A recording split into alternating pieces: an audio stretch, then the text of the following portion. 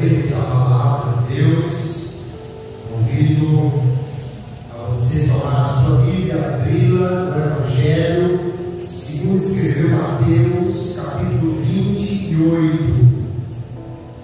A partir do verso 1, nós iremos ler. Mateus, capítulo 28, verso 1. Glória a Deus.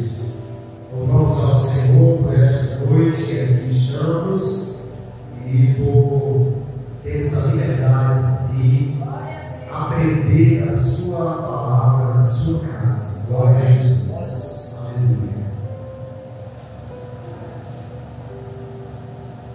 Mateus capítulo 28, verso 1. Glória a Deus. Amém? Todos acharam? Mateus 28, verso 1. Diz assim: passado o sábado, no começo do primeiro dia da semana, Maria Madalena e a outra Maria foram ver o túmulo. E eis que houve um grande terremoto, porque o anjo do Senhor desceu do céu e, aproximando-se, removeu a pedra e sentou-se sobre ela. O aspecto dele era como um relâmpago e a sua roupa era branca como a neve. E os guardas, com medo do anjo, tremeram e ficaram como se estivessem mortos. Mas o anjo, dirigindo-se às mulheres, disse: não tenham medo. Sei que vocês procuram Jesus que foi crucificado. Ele não está aqui, ressuscitou como tinha dito. Venham ver onde ele jazia. Amém. E graças a Deus por sua palavra. Querido Pai, obrigado por estarmos esta noite organizando a casa. Podemos aqui ler a tua palavra e agora trazê-la ao nosso coração, Senhor. Pedimos que o teu Espírito fale conosco, nos guie, Senhor. Nos faça compreender a tua palavra, iluminando a nossa mente e o nosso coração, para que possamos trazer essas verdades à nossa vida e viver de acordo com elas. Te louvamos e te agradecemos por tudo, Pai, no nome de Jesus. Amém. E graças a Deus por sua palavra. Todas as religiões antigas geralmente têm um túmulo onde repousam os restos mortais dos seus fundadores e que são visitados por seus seguidores. Na Índia, na França, na Arábia Saudita, em muitos lugares as pessoas vão para visitar o túmulo dos fundadores das religiões. Mas há algo diferente no cristianismo, porque apesar de ter também um túmulo famoso, que é muito visitado lá em Jerusalém, mas nesse túmulo de Jesus não está dito: aqui são os restos mortais dele. Lá está uma placa registrando as palavras do anjo que disse: não está aqui, mas ressuscitou. Porque diferentemente dos outros fundadores de religião que estão mortos, Cristo está vivo. Aleluia. Ele está vivo e nesta noite nós vamos falar sobre um fato fundamental, um evento central para a fé cristã, que é a ressurreição de Jesus. Quando o apóstolo Paulo trata sobre esse assunto na primeira epístola aos Coríntios, capítulo 15, verso 4, ele diz: se Cristo não ressuscitou, é vã a nossa pregação e a nossa fé.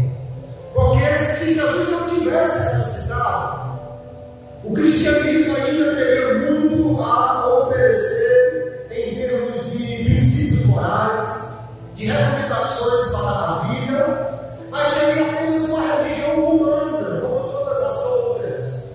Seria apenas uma igreja vivendo de um testemunho passado e de reflexões para a vida. Porém, nós vamos ver nesta noite que aquele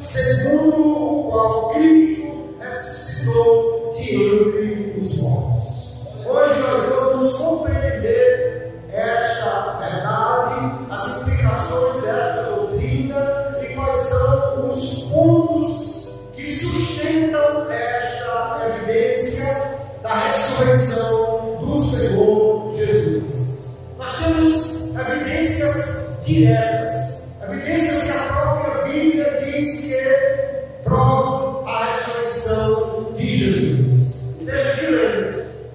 Diz, segundo o relato de Mateus, que terminado o sábado, porque os judeus não contam o dia do nascer ao pôr do sol como nós, eles contam o dia da tarde ou do pôr do sol ao outro dia.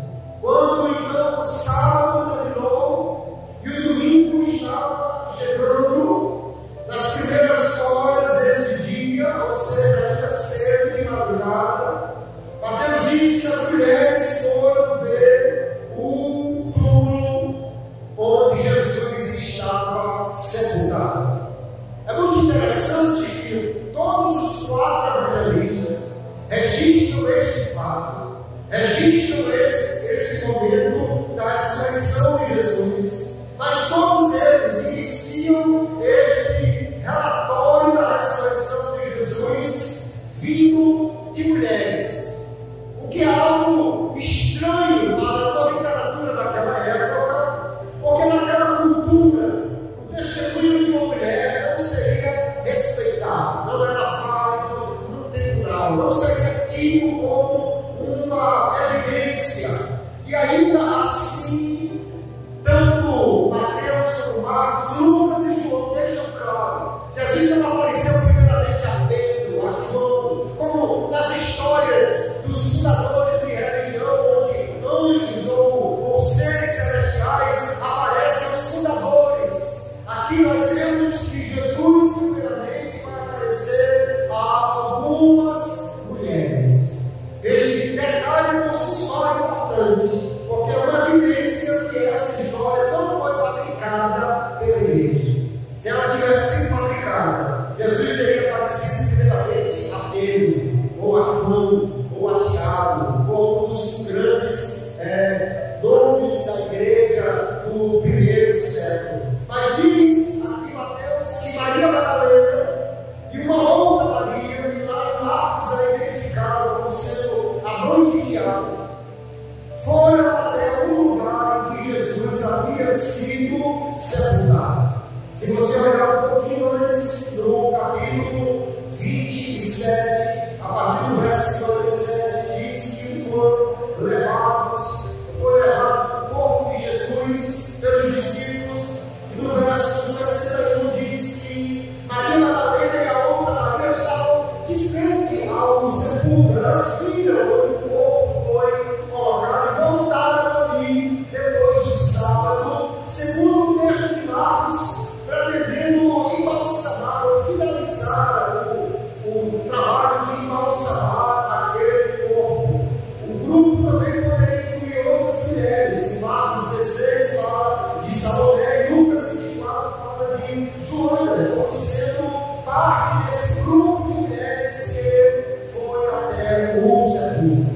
Mas diz o texto de Mateus que houve um terremoto. Diz o texto que houve então ali algo extraordinário, e o texto diz que o anjo do Senhor desceu do céu, removeu a pedra do sepulcro. Os guardas que ali estavam caíram prostrados como mortos diante daquela aparição. E o que nós vemos ali então é que no início do domingo, que era o terceiro dia, há algo extraordinário acontecendo naquele túmulo. A pedra foi removida, as pessoas que ali chegaram já receberam um testemunho, não só a porta estava aberta, mas o túmulo estava vazio. Aleluia! Não havia mais ninguém naquele túmulo. O ser celestial aqui no relato de Mateus conversa com as mulheres e diz: vocês estão procurando Jesus, mas não procurem. Outra evangelista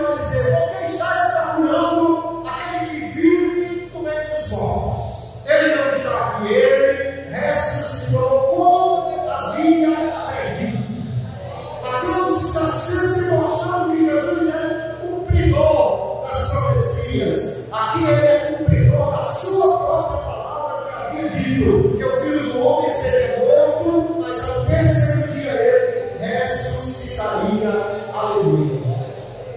O corpo não estava lá, tudo estava vazio. Apenas isso poderia não ser uma evidência suficiente, porque lá em João capítulo 20, quando João fala de Maria Madalena junto ao sepulcro, ela pensa que talvez alguém tenha levado o corpo. Ela imagina Jesus está morto, mas alguém pode ter tirado o corpo sem vida. De fato, o fato simplesmente do túmulo estar vazio não prova a ressurreição. Mas lá em Atos capítulo 2, nós vamos ver que Pedro também vai mostrar que o sepulcro que está ocupado, que tem um corpo, também é evidência contrária, de que não houve ressurreição ali. Quando ele cita o Salmo, ele diz: Davi fala, dizendo: eu sempre vi o Senhor diante de mim, porque ele está à minha direita, para que eu não seja abalado. E ele termina a citação do Salmo dizendo: não permitirás que teu santo veja corrupção. E ele diz: irmãos, somos nós sabemos que Davi morreu, seu sepulcro está ali, seu corpo está ali no túmulo, seu túmulo permanece até nós entre hoje. Ele estava dizendo: Davi não ressuscitou, mas ele disse que o corpo dele não veria a corrupção. E ele completa Pedro, sendo ele profeta, ele falou acerca da descendência dele que se assentaria no trono, e referindo-se à ressurreição de Jesus, que não foi deixado na morte, nem o seu corpo experimentou a corrupção. Deus ressuscitou este Jesus, e disto nós somos testemunhas. Ele vai dizer: o túmulo está vazio. Alguém podia pensar: o corpo simplesmente não está aí, isso não prova nada. Mas é a prova que não há corpo sem vida ali, portanto seria uma evidência de que Jesus estava morto. Porém, Jesus vai aparecer a diversas pessoas. E aí, quando você junta tudo vazio e alguém que deveria estar morto, aparecendo, conversando, comendo, se apresentando diante das pessoas, então nós vamos ver que isso será evidência suficiente para mostrar que Jesus ressuscitou de entre os mortos. O texto de Mateus diz que as mulheres foram com alegria, mas encontraram Jesus, que falou com elas, que lhes confortou, e repetiu a ordem que os discípulos fossem para Galiléia, onde ele os encontraria. Marcos, depois João menciona o encontro com Maria Madalena, que vai dar testemunho dizendo: eu vi o Senhor, ele apareceu a mim e falou comigo. Porque nós vamos ver que os 4 evangelistas vão dar testemunho de diversas aparições de Jesus. Segundo Lucas e João, depois que as mulheres trouxeram o primeiro relato, então Pedro, João e outros discípulos vão até o túmulo e encontram o vaso vazio como as mulheres haviam dito. Lucas apenas registra que Jesus, numa estrada para Emaús, vai aparecer a 2 deles, sem se identificar, vai conversando com eles, mostrando que as Escrituras previam o que estava acontecendo. Quando chega lá na aldeia, faz menção que vai passar adiante, eles dizem: fica conosco. E ele fica, mas quando senta para o meio, bate o pão, eles reconhecem: era o Senhor que estava aqui. O coração estava aquecido com a palavra que ele falava. Não era um fantasma. Como um fantasma aparece, as pessoas ficam arrepiadas e geladas. Era alguém que falava com uma palavra que aquecia, que renovava. Jesus estava vivo, falou com eles. Marcos também registra esta aparição. Lucas fala ainda de um encontro quando o Senhor apareceu aos discípulos em Jerusalém. Eles estavam com medo, trancados, mas Jesus apareceu primeiramente sem Tomé estar presente. Uma semana depois apareceu de novo com Tomé presente, porque Tomé havia dito: eu só creio se eu colocar as mãos mãos do seu lado, nas feridas, e Jesus aparece e diz: "Tome a ser crente e não incrédulo. Toca aqui do meu lado, veja se o Espírito tem corpo de carne como papel." Ali Jesus ensina as dúvidas dos discípulos, mostrando que ele está de fato vivo. Ainda Mateus vai registrar o encontro do Senhor na Galileia. No verso 16, ele diz que Jesus apareceu aos discípulos, aos 11, na Galileia, no monte que havia ensinado. Eles adoraram o Senhor, ouviram, falaram com ele. Mas João fala de um outro encontro, quando Jesus aparece lá na praia, no mar da Galileia. Antes desse momento de despedida dos discípulos, parece que estava faltando comida, porque Jesus, sendo morto, ninguém estava dando mais oferta. Pedro diz: "Eu vou pescar." Ele precisa alimentar esse grupo. Mas enquanto eles estão na pesca, aparece alguém na praia que diz: "Olha, a rede está aqui lado." E eles recolhem uma quantidade imensa de peixe. Aí João diz: "É o Senhor." É o Senhor, ele está vivo, porque ele está vivo aqui, faz milagre, ele faz coisas extraordinárias. Jesus aparece, não somente fala, mas come com eles, restaura a liderança do império, dizendo: "Acenda as suas ovelhas, as minhas ovelhas." Aleluia. E ainda Paulo diz que Jesus apareceu a Pedro, a Tiago e a cerca de 500 irmãos. Então nós podemos ver pelas Escrituras as duas evidências diretas da ressurreição. O túmulo está vazio. E há muitas pessoas, centenas delas, em diversos locais diferentes, que viram, conversaram, ouviram, tocaram, comeram com Jesus, viram ele fazer inclusive maravilhas como ele havia feito antes, e puderam dar testemunho de que Jesus estava de fato vivo. Era um corpo diferente, que não foi reconhecido pela Bíblia Laús inicialmente. Era um corpo diferente, que agora atravessou as portas fechadas onde eles estavam e apareceu a eles dizendo: "Pai, seja convosco."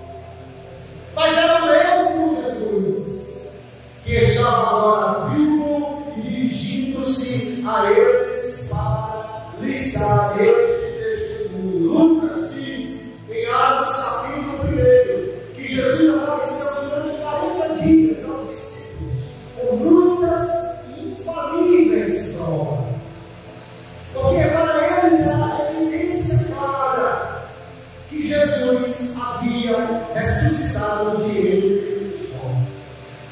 Mas Mateus vai registrar aqui no seu evangelho a primeira objeção que alguém faz à realidade da ressurreição. Não vai faltar alguém que diga: "Não, ele não ressuscitou, é mentira isso."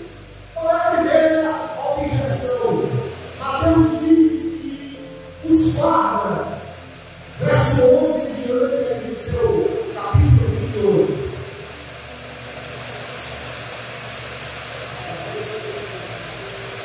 glória a Deus, glória a Deus pela tua.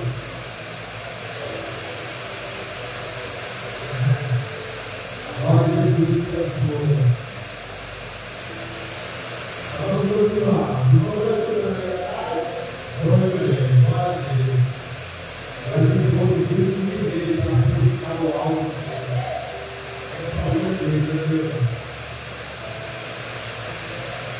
A primeira ligação para Deus apresenta a realidade da ressurreição é diz no verso 11 que os guardas se estavam ali, porque haviam perdido a liderança religiosa, haviam perdido que o governador colocasse na guarda junto ao túmulo, dizendo: "Pode ser que os seus discípulos venham e roubem o corpo."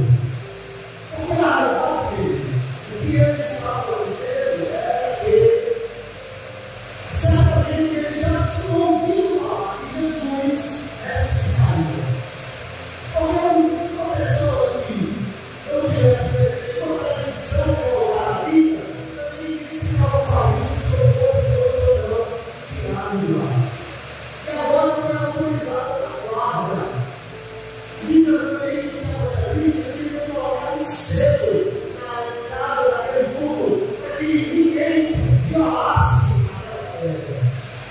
Mas Jesus ressuscitou entre os mortos. A pedra foi removida pela violência, e os guardas com medo, eles voltam aos líderes religiosos, dizem o que aconteceu e dizem: mas vocês vão mentir, dizer que vieram discípulos que roubaram o corpo. E Mateus vai dizer, no verso 15, que essa mentira eu vou divulgar até os seus dias. Porém, fica muito claro, é uma mentira que Jesus não ressuscitou. É uma mentira que o seu corpo foi roubado. E os seus discípulos, praticamente todos eles, morreram a morte de um mártir. Quase todos os apóstolos sofreram mortes terríveis. Quem morreria por uma mentira? Quem entregaria a sua vida por algo que eles mesmos fabricaram? Nós vamos ver que apenas o corpo servido e enterrado em outro lugar jamais seria capaz de fazer os discípulos o que a ressurreição de Jesus fez, de transformá-los de medrosos em ousados pregadores de verdade. Essa é uma acusação mentirosa que deve ser totalmente rejeitada, porque há evidência suficiente para mostrar que Jesus estava vivo. Na religião judaica, violar tudo era uma ofensa grave naquela época. Se os discípulos tivessem feito isso, além de nós tentando uma mentira, eles poderiam ser condenados por esse crime, algo que não aconteceu. Veja, os próprios líderes religiosos não tinham como sustentar essa mentira que eles inventaram. Porque se fosse verdade, eles queriam mudar a Deus a morte pelo crime de violar uma sepultura que não fizeram isso. Depois outras objeções vão surgir ao longo da história. Há uma objeção falsa, uma teoria falsa que diz que Jesus apenas ensaiou e voltou a si dentro do túmulo. Porém, há muitas evidências contra essa falsa objeção. Primeiro, que nós vamos olhar para Marcos capítulo 15 e também João capítulo 19, que a morte de Jesus foi atestada por um soldado romano, que era alguém treinado, ensinado para identificar se alguém de fato estava morto. Aliás, o evangelista vai dizer que, para ter certeza, o corpo de Jesus foi atravessado por uma lança que furou o seu coração, de onde saiu água e sangue, provando que realmente ele já estava morto. Além disso, o seu sepultamento foi acompanhado. Desde Mateus nos diz aí que os discípulos de Jesus vão até ao governador Pôncio Pilatos e pedem o corpo de Jesus. José de Arimateia, Nicodemos, identificado como discípulo de Jesus, que pedem o corpo e preparam esse corpo para o sepultamento. E nós já vimos que as mulheres viram o lugar que ele foi sepultado. Além disso, é lógico que o homem que havia sofrido todos os açoites que Jesus sofreu, que havia sido crucificado, que havia sofrido como ele sofreu, lacerações por todo o corpo, inclusive o crânio por causa da coroa de espinhos, dos punhos e dos pés por causa dos grossos cravos que ele foram pregados ali. Este homem, se tivesse voltado à vida, não teria mais forças para rolar uma pedra que calcou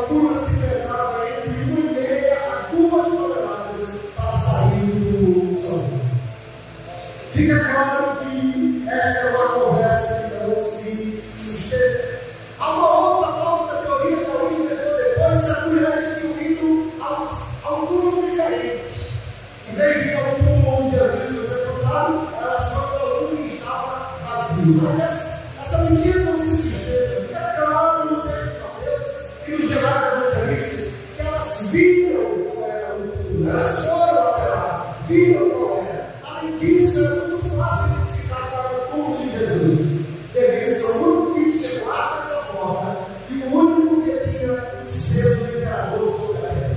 Quem colocaria guardas na porta para outros grupos de pessoas que estavam mortas há tantos dias? Então era fácil saber quem era ou onde estava o corpo de Jesus. Aquelas mulheres ali viram e tinham certeza que estavam indo ao túmulo certo. Na narrativa de Marcos, elas vão preocupadas, dizendo: quem nos removerá a pedra? Mas quando elas chegam lá, a pedra já estava removida, o túmulo já estava vazio. Jesus havia ressuscitado de entre os mortos. Aleluia! Os discípulos tiveram dificuldades para crer no primeiro momento. Por quê? Porque ressurreição não é algo que se vê todo dia. Ainda mais quando nós estamos falando de Jesus, nós não estamos falando de alguém simplesmente que voltou à vida. A ressurreição de Jesus é de um tipo diferente. Não é alguém que voltou, que foi reanimado para morrer depois. É alguém que venceu a morte. Alguém que definitivamente não vai mais morrer. Aleluia. Alguém que ressuscitou um corpo diferente. Mas é um corpo vivo, que pode ser tocado, que pode ser apalpado. E nós vamos ver que os discípulos vão depois dar testemunho disso. Porque Jesus vai mostrar do seu lado a sua mão e vai dizer: põe a mão aqui, toque, veja que sou eu mesmo. Aleluia.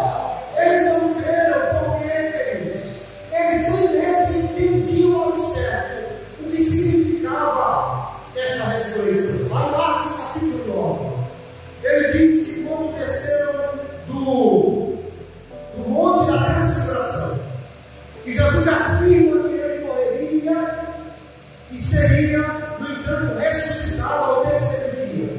O texto de Marcos diz que eles estavam perguntando uns aos outros como seria isso.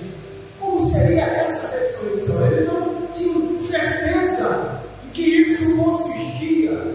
Mas nós vamos ver exatamente que a ressurreição de Cristo é agora uma vida que não somente venceu a morte temporariamente, mas que não está mais sujeita ao seu poder. Uma vida que agora se levanta como algo totalmente novo.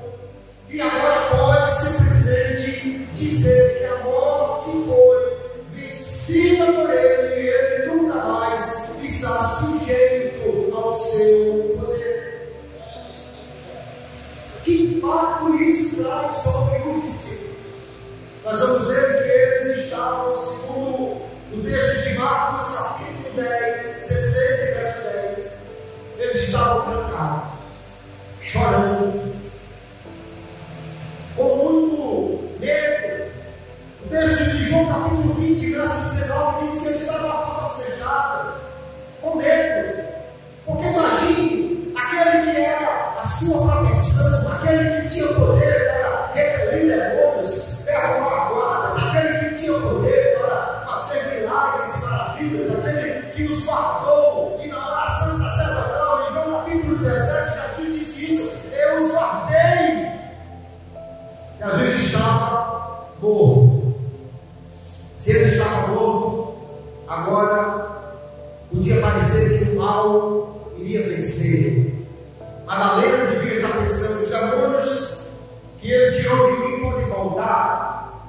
Ele podia estar pensando: o povo, amigo daquele que eu cortei, a mulher lá do outro, pode vir me prender. Eles estavam trancados com medo.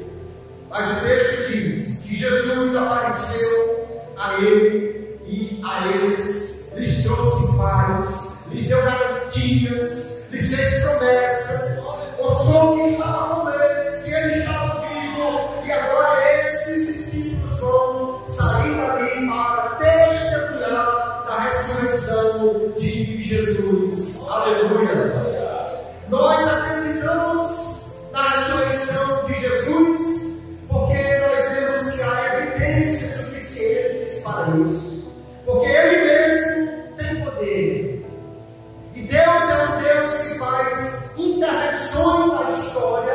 nós chamamos de milagres, coisas extraordinárias. O fato de crermos que Jesus está vivo não quer dizer que Ele está vivo apenas na memória, na consciência.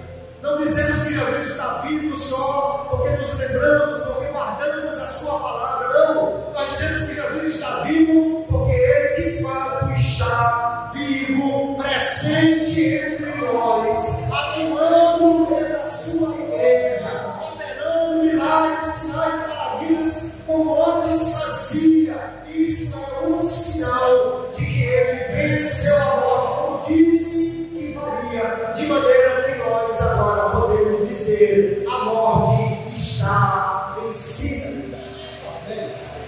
Lá em 2 Timóteo, capítulo 1, verso 10, o apóstolo Paulo vai dizer que Jesus derrotou, que Jesus aniquilou a morte e trouxe à luz a vida e a incorrupção pelo Evangelho. Jesus simplesmente matou a morte quando Ele ressuscitou de entre os mortos. Ele vai aparecer aos discípulos aqui no final do Evangelho de Mateus para dizer: toda a autoridade foi me dada nos céus e na terra. Aleluia! E agora, como aquele que venceu, como rei vitorioso, Ele vai enviar os seus discípulos a pregar o Evangelho. E eles vão porque têm a certeza que Ele está vivo e que está com eles, porque Ele prometeu: estarei convosco até a consumação dos séculos. Aleluia!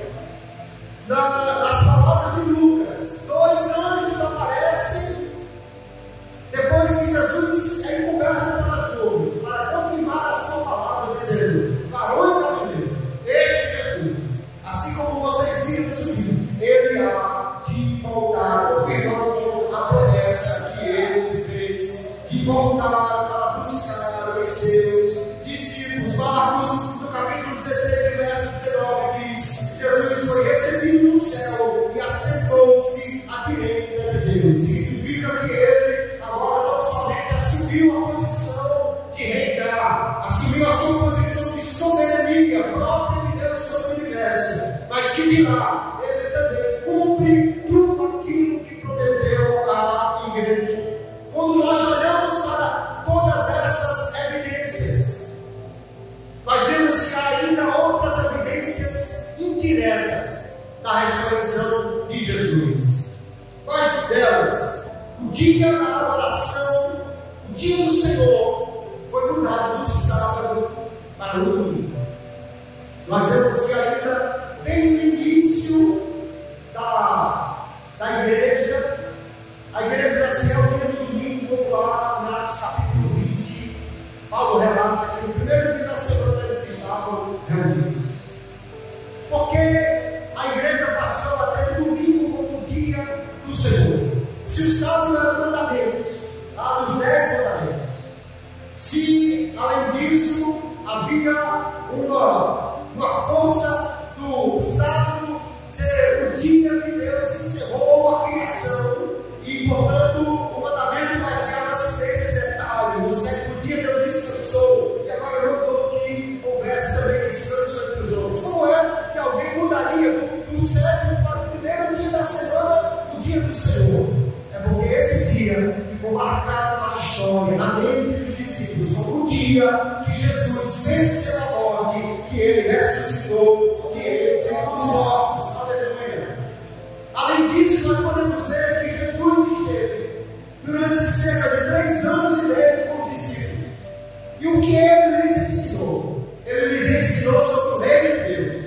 Ele lhes ensinou sobre a vida para agradar a Deus. Ele lhes ensinou sobre o perdão, sobre o amor. Mas Jesus quase nunca falou sobre ressurreição. Já nos últimos dias, na última semana, já indo a Jerusalém, é que Jesus menciona muito rapidamente sobre ressurreição. Mas quando você vai para o livro de Atos dos Apóstolos, capítulo 2, capítulo 3, capítulo 4, capítulo 5, todas as vezes que os apóstolos estão diante da multidão e eles vão pregar, eles não pregam sobre o amor, eles não pregam sobre o reino, eles não pregam sobre o perdão,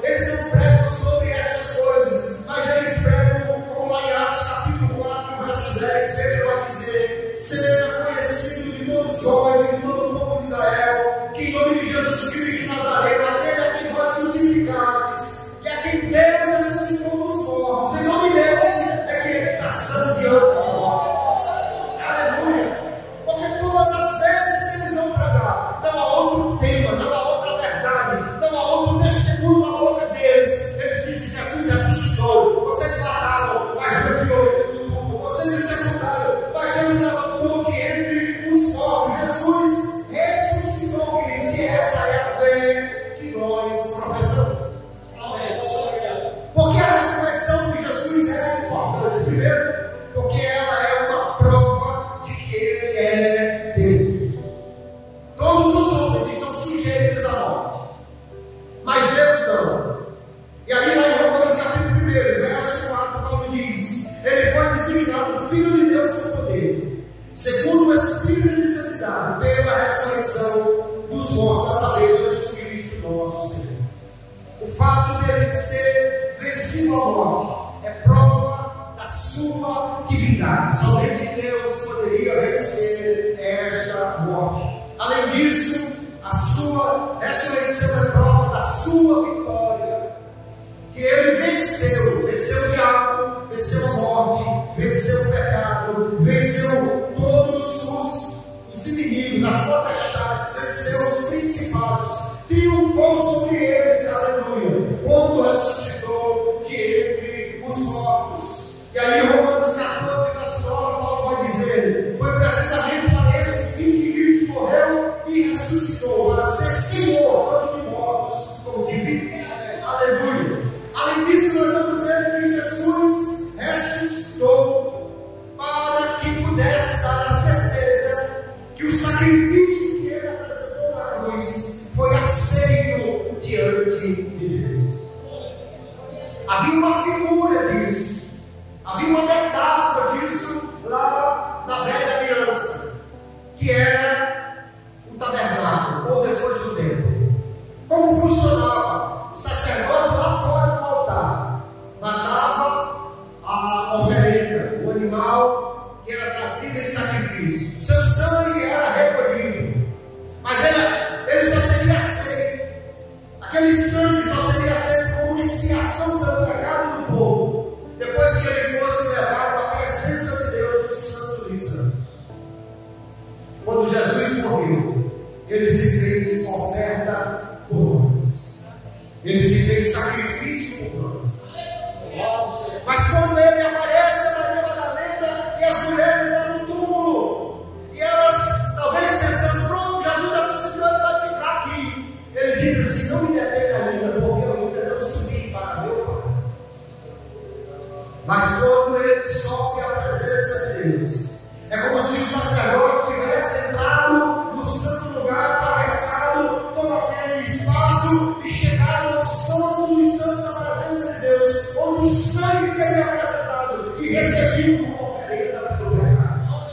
O fato de Jesus ter ressuscitado é agora algo que nos garante que a oferta foi aceita por Deus e, portanto, nós fomos justificados. Em Romanos capítulo 4, verso 24, Paulo diz assim: mas também por nossa causa, essas coisas foram escritas, isso que a nós igualmente nos será atribuído, a saber, a nós que cremos naquele que ressuscitou dentre os mortos, a Jesus nosso Senhor, o qual foi entregue por causa das nossas transgressões e ressuscitou para a nossa justificação.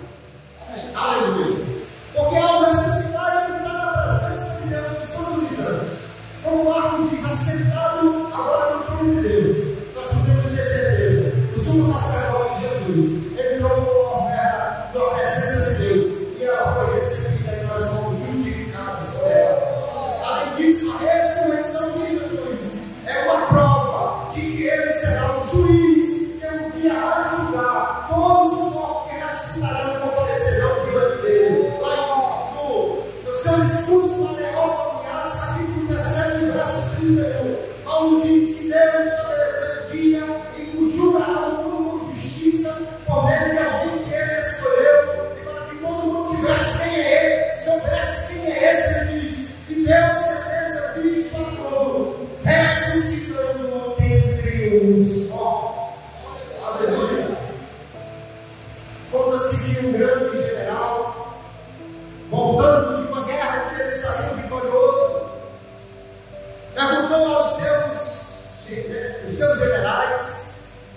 ali. O que vocês vão fazer quando voltarem para casa? Um disse: eu vou criar cavalo, o outro disse: eu vou fazer uma plantação. Cada um tinha os seus projetos. Um deles disse: eu vou fundar uma grande religião. E aquele homem voltou para ele e disse: isso é muito fácil, é só você morrer e ressuscitar o terceiro dia. É muito fácil morrer, mas ressuscitar o terceiro dia está fora de cogitação para qualquer um. Mas Jesus ressuscitou de entre os mortos, e porque ele ressuscitou, ele é o juiz que Deus estabeleceu para julgar todos os homens. Mas há um último detalhe, queridos, que é muito importante para nós. É que lá em 1 Coríntios capítulo 15, quando o apóstolo Paulo fala da ressurreição de Jesus, ele diz que Jesus ressuscitou agora de uma maneira diferente, especial. Porque com a morte de Jesus ele foi vitorioso, mas com a sua ressurreição ele inaugurou uma nova era. Ele agora é as primícias dos mortos. As primícias. Primícias era algo que era colhido em primeiro lugar na época da colheita e ofertado a Deus. Aquela oferta da primeira colheita seria uma garantia de que Deus abençoaria o restante da colheita. Quando Paulo diz que Jesus é o primogênito entre os mortos, a primícia dos que dormem, ele está dizendo que assim como Jesus morreu e ressuscitou, ele diz: o Senhor também nos ressuscitará pelo seu poder. Aleluia. Porque a ressurreição de Jesus tem um caráter de promessa e antecipação. A sua ressurreição garante a nossa ressurreição, a sua vitória sobre a morte, garante a nossa vitória sobre a morte. De forma que o apóstolo Paulo, diante dessa verdade, ele agora está, parece que, zombando da morte. Nas palavras mais usuais do nosso tempo, ele está tirando onda com a morte. Ele pergunta assim: cadê seu aguilhão, morte? Cadê aquela força que você andava por aí se exibindo com ela, dizendo que ia matar todo mundo? Cadê? Cadê seu ferrão? Cadê seu poder, morte? Cadê sua força? Você não tem mais nenhuma, sabe por quê? Porque Jesus venceu a morte para que nós não tivéssemos medo dela. Aleluia. E a garantia que ele nos dá. Romanos capítulo 8, verso 11. Se em vós habita o Espírito daquele que ressuscitou Jesus entre os mortos, esse mesmo que ressuscitou Cristo entre os mortos, vive e ficará também o corpo mortal em vocês, por meio do seu Espírito que habita em vós. Aleluia. E nós podemos então ter a certeza: nosso Senhor venceu a morte, está vivo, e como Rei vivo, como Cristo vivo, subiu aos céus, assentou-se à direita do trono de Deus, e agora Ele nos garante que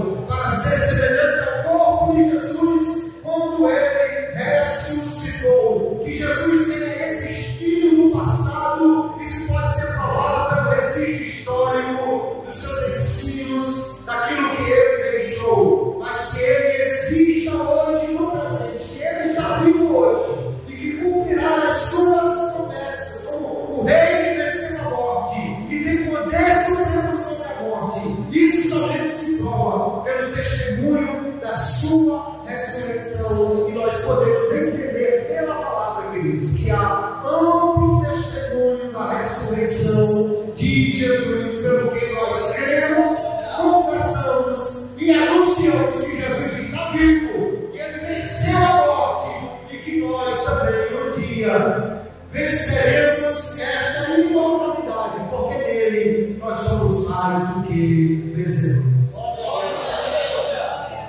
As reações dos discípulos ao anúncio da ressurreição, em primeiro lugar, não foram as melhores. Eles duvidaram, tiveram medo, se esconderam. Mas agora que nós estamos diante de tantas evidências, estamos diante de tantas provas, mas qual será a nossa reação diante desta verdade? Estaremos mais firmes na nossa fé? Anunciaremos com mais ousadia esta verdade da ressurreição de Jesus? Alguém pode dizer, não, a religião é tudo igual. Se religião fosse tudo igual, todo fundador de religião estaria vivo. Isso não é verdade. Não, a religião, o cristianismo não é apenas uma religião humana. Ela é o caminho de Deus para a salvação do homem. E como nós podemos ter certeza disso, é porque ao contrário de todos os outros fundadores, cujos túmulos estão cheios com os seus restos mortais, o nosso Senhor ressuscitou de entre os mortos e o seu túmulo está vazio. Aleluia! Acreditar nisso, crer nisso, proclamar isso, traz implicações muito sérias, porque como Paulo disse, se não cremos na ressurreição, a nossa fé é vã, a nossa pregação não vale nada. Mas nós pregamos com ousadia, como estes homens que deram testemunhos. E nós vamos ver que João, lá na sua epístola, e Pedro também na sua epístola, vai dar claro testemunho dizendo: nós adoramos a vida, nós tocamos nele, nós falamos com ele, comemos com ele, vimos a vida, porque ele ressuscitou, apareceu a nós e nos deu certeza da sua ressurreição. Nós vamos sair daqui nesta noite com esta verdade aquecendo o nosso coração. Neste final de semana que o mundo fala do Cristo morto, mas nós proclamamos o Cristo vivo, aleluia, o Cristo que venceu, o Cristo que não está lá na cruz. Nós podemos olhar para a cruz, não para nos lembrar do Cristo, mas para lembrar da vitória, aleluia, porque a cruz estava vazia, o túmulo está vazio, mas o trono está ocupado.